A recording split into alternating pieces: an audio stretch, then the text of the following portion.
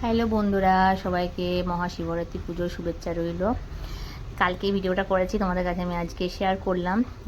দেখো আমি সব রেডি করছি। মানে আমি অন্য বছর আমি সন্ধ্যার সময় মানে রাত্রেবেলায় আমরা পুজো করি, রাতে এরকম সবাই পুজো করেছে, বাট আমার একটু শরীরটা খারাপ ছিল বলে আমি বিকেলে পুজো করলাম।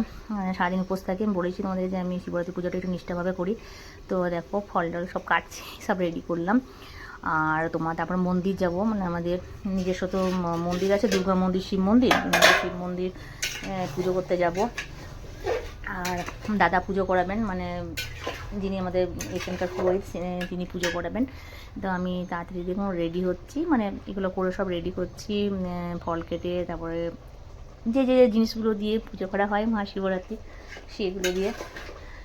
তো আমার সব এগুলো সব কাটা হয়ে গেল। তারপরে আমি সব ঠাকুরের রেডি করে, মানে আমি একাই তখন পুজো করতে গেলাম। আর বাড়ির সবাই, মানে যা আমার হাজব্যান্ডও শিবরাত্রি পুজো করে, মানে আমাদের বাড়িতে সবাই করে, আমার মেয়ে সবাই। তো ওরা রাত্রি নাগাদ পুজো করবে, মানে আমি অন্য বছর রাত্রি পুজো করি। আর আমরা সে মানে ফল জল খাই, মানে কিছু খাই না শিবরাত্রির ইয়েতে। ও সাবু ফল মিষ্টি এগুলো খাই, মানে অন্য কিছু খাবার খায় না। মানে বিয়ের আগের থেকে এটা করি, তো তো অন্য কিছু খায় না, এগুলোই খাই। তো আমাদের এখানে নিয়ম আছে, মানে আমার শ্বশুরবাড়িতে মানে পুজো করার পর এমনি লুচি সুজি এগুলো খেতে পারে, ঠিক আছে। তো ওরা খায়। তো আমরা যেহেতু খাই না সেই জন্য আমি তো খেতে পারি না, মানে আমি আর সর্দি আমরা দুজনেই আমরা খাই না। তারপর দেখো মন্দির গেলাম, শিব মন্দির। এটা আমাদের শিব মন্দির, তোমাদের কাছে আগেও আমি শেয়ার করেছি। শিব মন্দিরে পুজো করলাম, দাদা পুজো করে দিলেন। তারপর আমাদের পুজো করার পর তারপরে বাড়িতে এলাম।